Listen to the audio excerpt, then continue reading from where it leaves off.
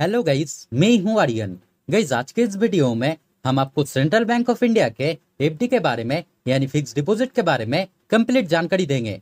जैसे कि अगर आप सेंट्रल बैंक में एफडी करते हैं तब न्यू इंटरेस्ट रेट के अनुसार आपके एफडी के ऊपर कितना इंटरेस्ट रेट दिया जाएगा, एफडी का क्राइटेरिया और रूल्स का रहेगा, सीनियर सिटीजन के लिए एक्स्ट्रा का बेनिफिट दिया जाएगा और साथ ही साथ एक एग्जाम्पल के तहत ये भी बताएंगे कि अगर आप सेंट्रल बैंक में 1 लाख का एफडी करते हैं तब कितना मैच्योरिटी अमाउंट आपको दिया जाएगा।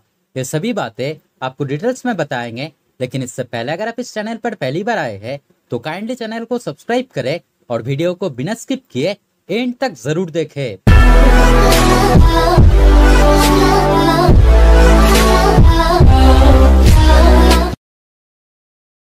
तो गाइस, जैसे कि मैं हर एक वीडियो में कहता हूं कि अगर आप किसी बैंक में एफडी करते हैं तब पहले उस एफडी का क्राइटेरिया और रूल्स आपके लिए जानना बेहद जरूरी होता है ताकि इन फ्यूचर आपके लिए कोई दिक्कत ना आए। तो चलिए पहले जान लेते हैं सेंट्रल बैंक ऑफ इंडिया के एफडी क्राइटेरिया और रूल्स के बारे में।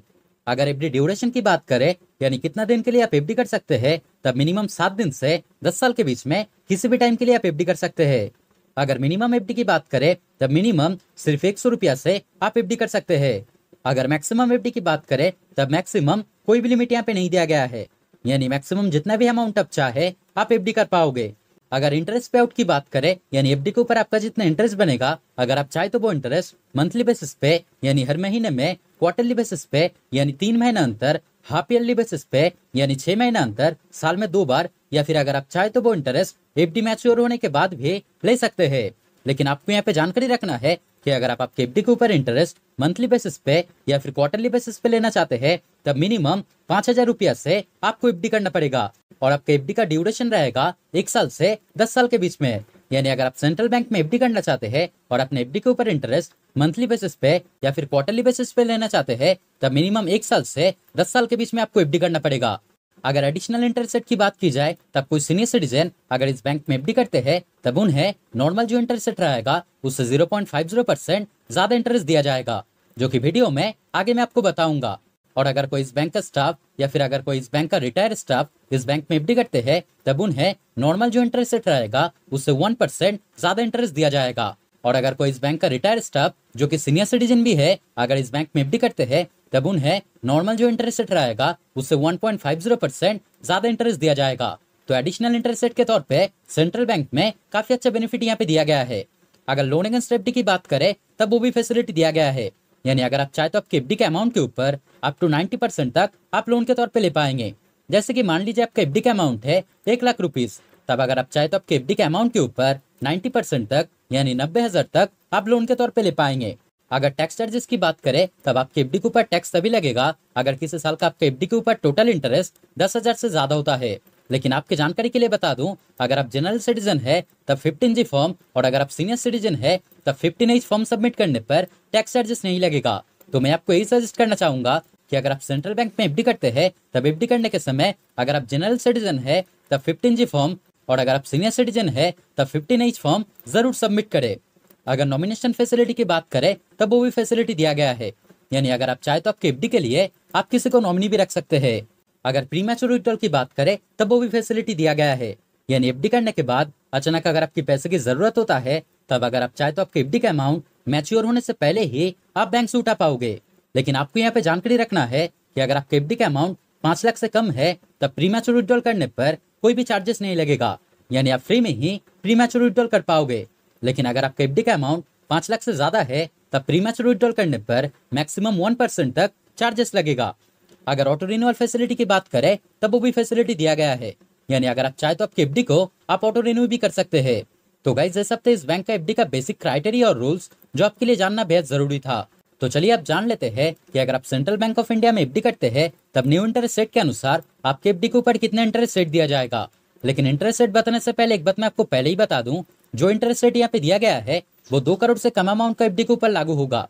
यानी अगर आपके एफडी का अमाउंट 2 करोड़ से कम होता है, वो कुछ भी अमाउंट हो सकता है, उस अमाउंट के ऊपर इसी तरह से आपको इंटरेस्ट दिया जाएगा। और जैसे कि हमने आपको पहले ही बताया है कि अगर आप सीनियर सिटीजन है तब हर एक सिचुएशन में आपका जो इंटरेस्ट रेट रहेगा वो नॉर्मल इंटरेस्ट रेट से 0.50% ज्यादा इंटरेस्ट आपको दिया जाएगा।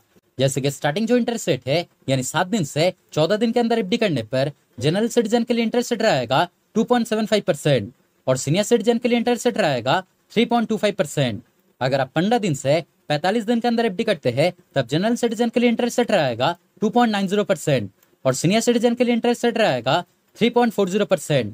ठीक इसी तरह से इंटरेस्ट रेट बढ़ता रहेगा और इस बैंक का जो एफडी के ऊपर मैक्सिमम इंटरेस्ट रेट है वो 1 साल से 10 साल के बीच में किसी भी टाइम के लिए एफडी करने पर जनरल सिटीजन के लिए इंटरेस्ट रेट रहेगा 5% और सीनियर सिटीजन के लिए इंटरेस्ट रेट रहेगा 5.50%।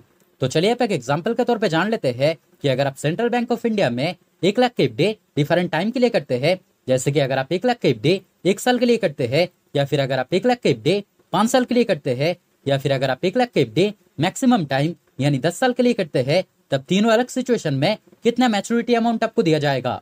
तो गाइस अगर आप जनरल सिटीजन के लिए 1 लाख के एफडी 1 साल के लिए करते हैं तब आपके लिए इंटरेस्ट रेट रहेगा 5% और आपका मैच्योरिटी अमाउंट बनेगा 1,05,100 रुपया का। यानी जनरल सिटीजन के लिए 1 लाख के एफडी 1 साल के लिए करने पर आपका टोटल फायदा होता है 5,100 रुपया का। गाइस अगर आप सीनियर सिटीजन के लिए 1 लाख के एफडी 1 साल के लिए करते हैं तब आपके लिए इंटरेस्ट रेट रहेगा 5.50% और आपका मैच्योरिटी अमाउंट बनेगा 1,05,614 रुपया का। यानी सीनियर सिटीजन के लिए 1 लाख के एफडी 1 साल के लिए करने पर आपका टोटल फायदा होता है 5,614 रुपया का। गाइस अगर आप जनरल सिटीजन के लिए 1 लाख के एफडी 5 साल के लिए करते हैं तब आपके लिए इंटरेस्ट रेट रहेगा 5% और आपका मैच्योरिटी अमाउंट बनेगा 1,28,204 रुपया का। यानी जनरल सिटीजन के लिए 1 लाख का एफडी 5 साल के लिए करने पर आपका टोटल फायदा होता है 28,204 रुपया का। गाइस अगर आप सीनियर सिटीजन के लिए 1 लाख का एफडी 5 साल के लिए करते हैं तब आपके लिए इंटरेस्ट रेट रहेगा 5.50% और आपका मैच्योरिटी अमाउंट बनेगा 1,31,407 रुपया का। यानी सीनियर सिटीजन के लिए 1 लाख के एफडी 5 साल के लिए करने पर आपका टोटल फायदा होता है 31,407 रुपया का। और गाइस अगर आप जनरल सिटीजन के लिए 1 लाख के एफडी मैक्सिमम टाइम यानी 10 साल के लिए करते हैं तब आपके लिए इंटरेस्ट रेट रहेगा 5% और आपका मैच्योरिटी अमाउंट बनेगा 1,64,360 रुपया का। यानी जनरल सिटीजन के लिए 1 लाख का एफडी 10 साल के लिए करने पर आपका टोटल फायदा होता है 64,360 रुपया का। गाइस अगर आप सीनियर सिटीजन के लिए 1 लाख का एफडी 10 साल के लिए करते हैं तब आपके लिए इंटरेस्ट रेट रहेगा 5.50% और आपका मैच्योरिटी अमाउंट बनेगा 1,72,677 रुपया का। यानी सीनियर सिटीजन के लिए 1 लाख का एफडी 10 साल के लिए करने पर आपका टोटल फायदा होता है 72,677 रुपया का। तो गाइस अगर ओवरऑल देखा जाए तो सेंट्रल बैंक ऑफ इंडिया का जो एफडी के ऊपर इंटरेस्ट रेट है वो आज के टाइम पे एवरेज इंटरेस्ट रेट है। लेकिन जैसे कि आप जानते ही होंगे कि सेंट्रल बैंक ऑफ इंडिया एक गवर्नमेंट बैंक है और सिक्योरिटी के मामले में काफी सिक्योर बैंक है। तो अगर आप किसी गवर्नमेंट बैंक में एफडी करना चाहते हैं और अपने एफडी के ऊपर इतने इंटरेस्ट रेट पाने पर संतुष्ट होंगे तब सेंट्रल बैंक में आप एफडी कर सकते हैं। तो दोस्तों आज के वीडियो में इतना ही। उम्मीद करते हैं ये वीडियो आपके लिए हेल्पफुल रहा।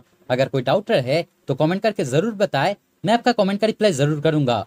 और अगर वीडियो पसंद आए तो लाइक और शेयर करें और इस तरह के वीडियो देखने के लिए चैनल को जरूर सब्सक्राइब करें। Thank you.